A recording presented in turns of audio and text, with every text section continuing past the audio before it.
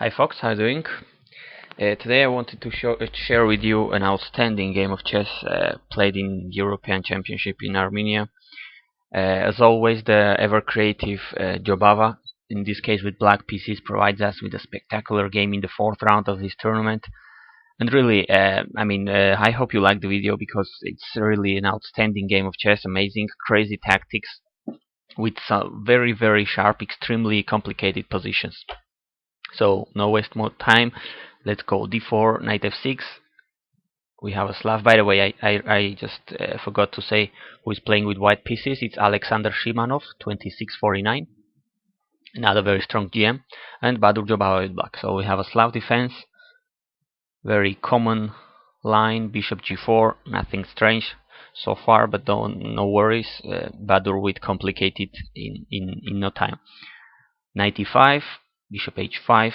And f3. White wants to build a strong center with f4, and now knight ft7. If you remember, there was a game in Zurich, Carlsen Gelfand, if I'm not mistaken, in which black played a similar maneuver to try to remove this strong knight on e5. And now I guess the other way of playing would be in the more semi-Slav way, knight bd7. If knight takes e4, e6, e4, I guess this is, well, not very bad for black, but probably white has too much space in the center. It's probably very comfortable to play this with white. So knight ft7 was played here, and now after knight takes c4, same move, counter strike in the center, bang, immediately e5. Now you have to do something in the center, correct? This is all theoretical, by the way. e4, and now a little check here, queen h4 check, just to make white play this g3 move, which weakens a little bit this pawn structure.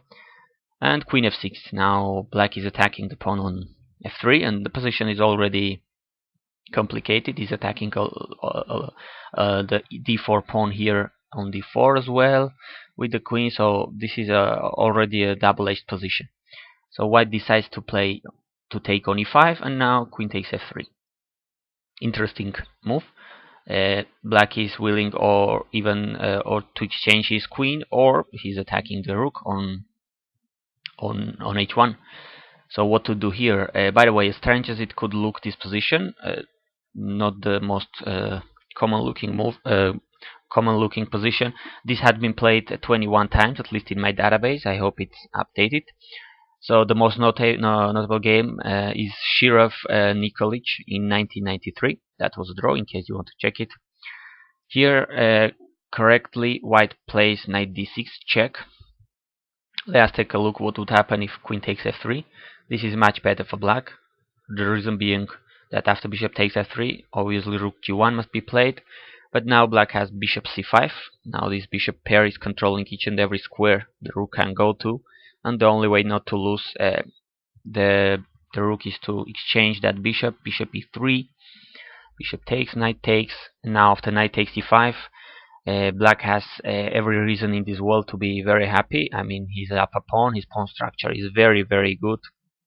As well, on the other hand, white's pawn structure is very bad. He can't castle, so black is looking outstanding here. That's why Shimanov played knight d6 check. So a couple of options for black here after this check. Jobava chose the correct answer, king e7. Let's take a look at the other options. King d8 is not that good, but at first for me it wasn't that clear why. Because there's a little tactical mess here, but the reason is this.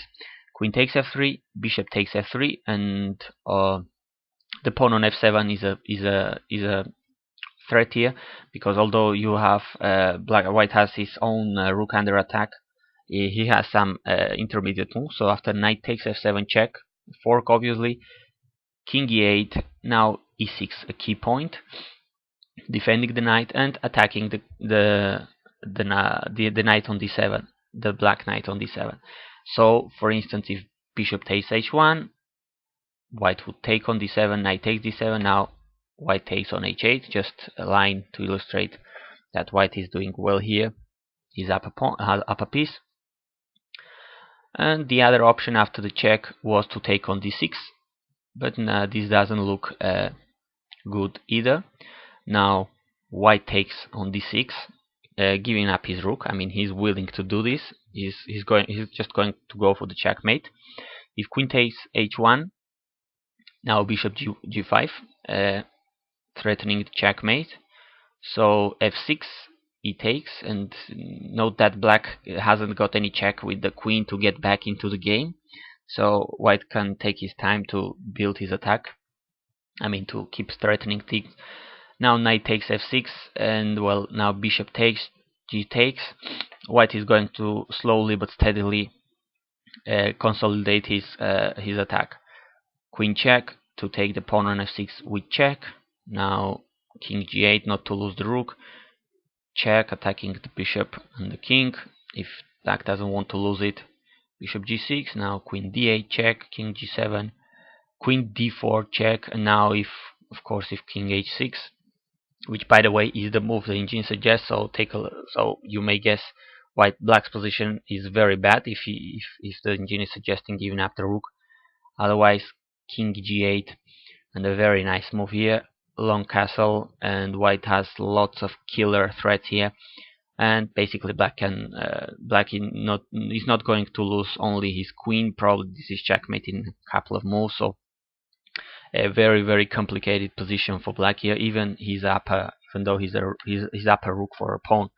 So this is a killer position for white. I mean, he has this outstanding attack, and black's king is absolutely miserable. Otherwise, here, instead of taking the rook on h1, by the way, engine is suggesting correctly to put the knight on a6 from b8 to be able to castle long at least and not to be killed so fast. So now rook g1, and well, by this queen on f3, just to illustrate how badly is black looking here. The queen on f3 has only one square, the g4 square, to go to, so that may illustrate the advantage of white's position here. So both black king and queen are very weak in this position. So taking on d6, as we saw, isn't a very good option, so king e7, best move. And here a critical move by white was played, queen b3. White is once again willing to give up his rook on the corner and wants to go for the killer attack. What's the point? Well, the point is that the king is in the center, obviously, and this bishop pair of white would eventually be very dangerous to play against the king. Here, Jobava doesn't take the rook. He plays an even more crazy move, I think. Knight takes e5. This is an absolute mess. Let's take a look at what all the threats white and also black has. I mean, black is still threatening the rook. The king is threatening the knight, but white has this obvious check taking the rook. Well, this is an absolute mess. What is going on here? Let's take a look what would happen with queen takes h1. This is, I think, the most obvious move you would think about. Queen takes h1. Now queen takes b7. And now the point is that well, black is going to be under a heavy attack. His king is very exposed. Say a move like queen takes h2. I mean, the first I would think of just to take more material and try to bring the queen back to the game. Now knight d5 check. What about that? Sacrificing a knight. This is all of course computerish lines, but still crazy. I mean, if c takes d5, now knight f5 check, and a couple of options. If king, well, of course, if king e8, this is checkmate in one, goodbye. And if king d8, now bishop g5 check, f6, e takes f6, black must take back because otherwise discovered check, and this is checkmate. Take, now rook c1, once again threatening checkmate, and well, basically black is cooked here. I mean, what you gonna do here? Black can happily resign. Otherwise, instead of taking the knight, king e6, probably better, but bishop h3 check, for instance. And if takes, now knight f4 check, forking. So it may not seem, but white has an outstanding attack after the queen takes on the corner, the rook on the corner. So instead, for instance, if bishop g4, another move I was thinking about, maybe to go to bishop h3 with the bishop to h3 attack. So, but still, this is very slow. Bishop f4, and now after bishop h3, just castle. And well, white has all his pieces attacking here. Let's continue the line. Bishop e6. Now bishop c4, attacking the queen, discard attack. And if the queen takes, bishop takes e6. If king takes, now queen b3 check, king e7. Now that the bishop is not on h5, remember we couldn't take on f7 on that time. Now we can take on f7 with check, king d8, and black is going to be checkmated in a very beautiful way, being chased around all the corner and being checkmated on c5. So beautiful. By the way, just another line I wanted just to show you. After queen b3, queen takes h1. This is the line the engine is suggesting. It says it's a dead draw right now with this repetition of moves. I mean, what the heck?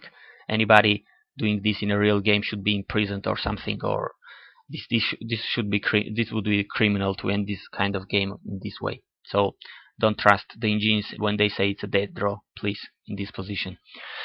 Okay. I had to say that. Knight takes e5 was played, and this is even more crazy than it seems. I mean, a patzer mortal player like me would have to think for 5 hours to calculate just a line here. This is crazy, absolutely nonsense. What's going on? Queen takes b7 check played, and now king f6. Just remember, the queen cannot take on f7. Both knight and bishop are protecting it. Now, what would happen if king takes d6? Obvious move you must think about. Well, the answer is simple: rook g1, and now white has just too many threats. First of one being bishop e2, trapping the queen. Then white has the point of bishop f4, pinning the knight, and then bringing the rook to d1, and black king is feeling really absolutely miserable without any protection in the center of the board. So taking on d6 the knight probably was a harakiri here. King f6, and now still rook g1 is played here, getting out of the corner, at least not giving up. Not giving up the rook. Another move I was thinking about, for instance, knight e8 check, but that doesn't make no sense. Now it's black who's winning. King g6, and now no more attack against black king. Funny enough, it's feeling safe, and white who has the problems. And if taking on a8, bishop takes d6 would be played. Now queen takes a7, queen takes h1, and now it's black who is up a piece. Queen f2 check, knight f3 check, beautiful combination. Check with the knight, blocking white's check. King d1, now queen takes on h2, and the game is over. Black is winning basically. So very double-edged and sharp position here. Very careful both players have to be, but they were producing a piece of art, so we wouldn't blame them for their mistakes here, never. Rook g1 was played correctly. Now bishop takes d6. What if knight bd7? Well, bishop e2 and the queen is trapped, but probably this is transposing into the line in which was played in the game. So bishop d6 and effectively bishop e2, just to illustrate that the queen doesn't have any square to go. I put all these ugly red arrows here. The queen is trapped basically, so black has to sacrifice it. So he plays knight bd7, bishop takes f3. Now knight c5.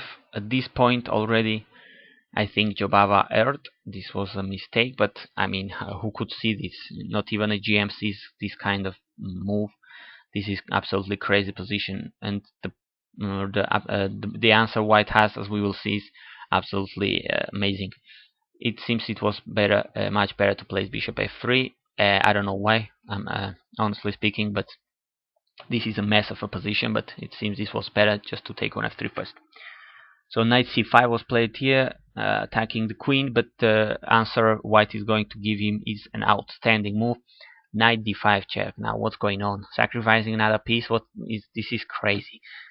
So c takes d5, now queen takes d5. The point being that white is attacking all these three pieces, and well, this bishop is attacking the one on h5 on the other way as well. Black knight is attacking the bishop on f3 with a check, with a double attack on the king on the rook. Wow, this is insane.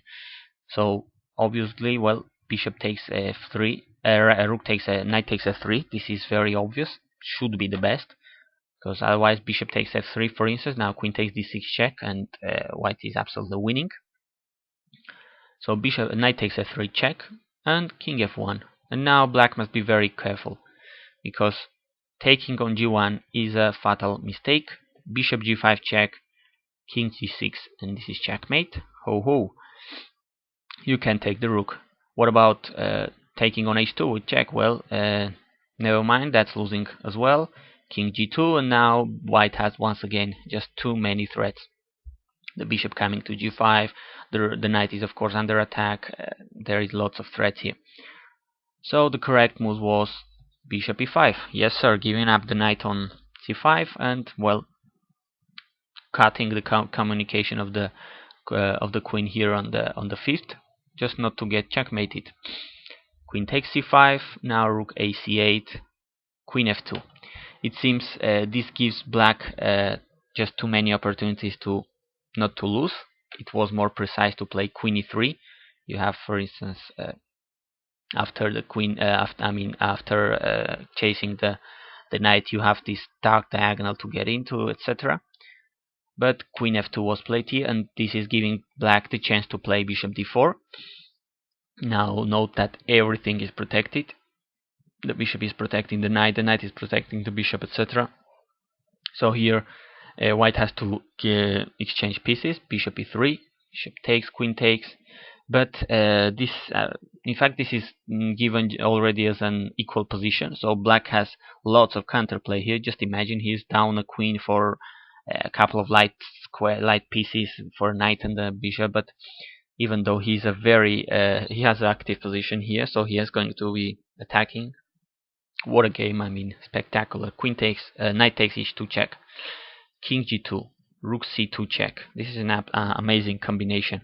Now it's black who's chasing white king to checkmate him, being a queen down. Amazing now, it's outstanding. King h3, bishop g4 check. What is this? King h4, and now h5 threatening. Check on f3, and white would have to give up his queen. So this is a deadly check on f3. If it wasn't for the queen, this was a threat of checkmate. Beautiful checkmate. So white must do something, and Shimanov found more or less a solution. Queen g5 check. Lots of check is going to give king e6, queen d5 check, king e7, and b7 check. And well, as I said, the engine labels this as equal. So it's awesome to me. King f8 at this point. Bishop d7 is suggested as better move. Black is still threatening checkmate. Knight f3 check would be a checkmate. So king g5, white king must get out of there. But still, rook h6. Now rook dg1. Try to take that bishop for free. And now black has lots of resources. Rook g6 check, and now this should be a draw if repeated moves. I mean, going back and down on the h and g file. Otherwise, black still has resources, and it's interesting to note. King f4, rook f2 check, king e3, knight g4 check, protecting the rook. King d4, the white king is harassed around.